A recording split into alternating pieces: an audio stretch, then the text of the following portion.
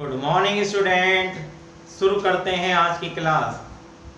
Subject बही खाता तथा लेखा शास्त्र। और बही खाता तथा लेखा शास्त्र में जैसा आप जानते हैं अंशों के निर्गमन का चैप्टर चल रहा था। इस चैप्टर में आपने अंशों के निर्गमन, अंशों के हरण, अंशों के पुनर्निर्गमन तथा बोनस अंशों के निर्गमन के संबंध में लेखों को समझा। आज समझते हैं पूर्वाधिकार अंशों का शोधन किस प्रकार किया जाता है। अरे बच्चों, ये पूर्वाधिकार अंशों के शोधन के संबंध में एक प्रैक्टिकल क्वेश्चन है। एक सीमित दायित्व वाली कंपनी ने 1 अप्रैल 2012 को 100 रुपये मूल्य वाले 2006% अधिमान अंशों का निर्गमन किया, जो 31 मार्च 2016 को 5% अधिमूल्य पर शोध देते हैं। 2000 पूर्वाधिकार अंश 6%, इनकी लाभांश की दर है। एक अंश 100 रुपये का है तो पूर्वाधिकार अंश 2 लाख रुपए के हो गए। इनका जो शोधन है वो 5% प्रीमियम पर है। 2 लाख का 5% 10,000, तो शोधन प्रीमियम हो गया 10,000, तो 2,10,000 का भुगतान करना है आपको। और इसके लिए कंपनी ने क्या किया है, 1 जनवरी 2016 को कंपनी ने इन अंशों के शोधन करने के लिए निम्नलिखित अंशों का निर्गमन किया, अंश निर्गमित किए हैं। 20,000 समतांश और प्रत्येक अंश का मूल्य 10 रुपए है।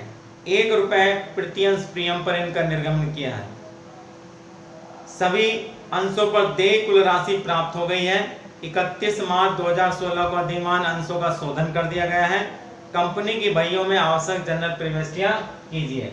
बच्चों, पूर्वाधिकार अंशों के शोधन के लिए सबसे पहले जो भुगतान की जाने वाली राशि है, हमें उसकी व्यवस्था करनी होती है।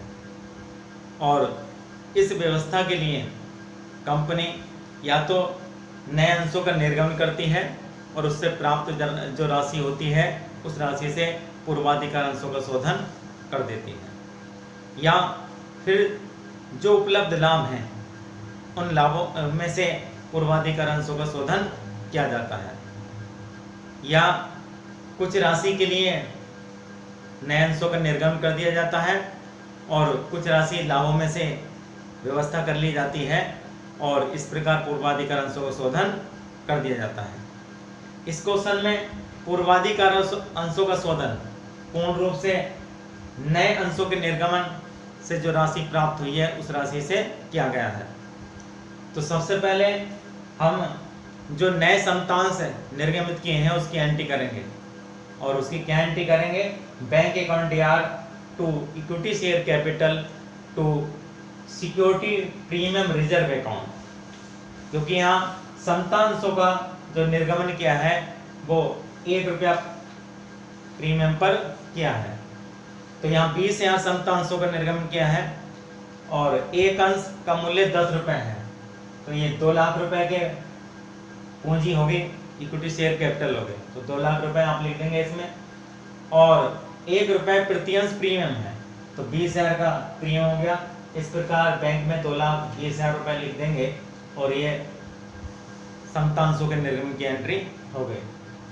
अब आपके पास 2,20,000 रुपए है और पूर्वाधिकार अंशों का जो भुगतान करना है 2,10,000 का करना है। 2 लाख की पूंजी और 10,000 का शोधन प्रीमियम। तो जो सिक्योरिटी प्रीमियम है इसमें से रिडेम्पशन प्रीमियम के लिए 10,000 रुपए कवर कर लेंगे और इसकी एंट्री होगी security premium reserve account debit to redemption premium account. अगर सिक्योरिटी प्रीमियम नहीं होता तो यहाँ जो लाभों में से इसको कवर किया जाता और एंट्री होती surplus in statement of PL DR to redemption premium 10,000 रुपए बीइंग अमाउंट ट्रांसफर। अब ये पैसे की व्यवस्था आपके पास हो गई। अगर ये लाभों में से शोधन होता तो हम लाभों में से राशि की व्यवस्था करते और एंट्री करते surplus in statement of PL DR to capital redemption fund, जितनी राशि की हमें आवश्यकता होती। मान लीजिए यहाँ समतांशों का निर्गमन कम का होता, 1 लाख का होता, तो 1,00,000 बाकी जो 1 लाख की व्यवस्था होती वो लाभों में से की जाती। और यहाँ दूसरी एंट्री होती surplus in statement of PL account यार टू कैपिटल रिडेम्पशन फंड। इसी प्रकार अगर रिडेम्पशन प्रीमियम और सिक्योरिटी प्रीमियम नहीं होता तो रिडेम्पशन प्रीमियम को भी हम लाभों में से व्यवस्था करते हैं। तो यहाँ इस क्वेश्चन में जो पूर्वाधिकार अंशों का शोधन किया गया है वो 2,10,000 का वो जो राशि हमें समतांशों से प्राप्त हुई है उस राशि से भुगतान कर दिया गया है। अब पूर्वाधिकार अंशों के शोधन की 2 एंट्रियां होती हैं। पहली एंट्री में ड्यू करते हैं और दूसरी एंट्री पेमेंट की करते हैं। तो 6% preference share capital account debit redemption premium account debit to preference share holders account being amount due 2 lakh रुपए, क्योंकि 2000 समतांश थे और एक अंश 100 रुपए का था, 2 लाख हो गए। और इनका जो शोधन हो रहा है वो 5% अधिमूल्य पर हो रहा है। तो 2 लाख का 5% कितना होगा 10,000। तो 2,10,000 का हमें भुगतान करना है और ये भुगतान कर देंगे प्रेफरेंस शेयर होल्डर अकाउंट यार्ड to bank being amount paid 2,10,000 रुपए। तो प्यारे बच्चों, इस प्रकार ये पूर्वाधिकार अंशों के शोधन की एंट्री हो गई और उम्मीद करते हैं सभी को पूर्वाधिकार अंशों के शोधन के संबंध में किस प्रकार लेखे होते हैं समझ में आ गए होंगे। अगर कोई बात आपकी समझ में नहीं आती है तो आप कमेंट में लिख सकते हैं। हम आपकी हर समस्या का समाधान करने की पूरी कोशिश करेंगे। धन्यवाद।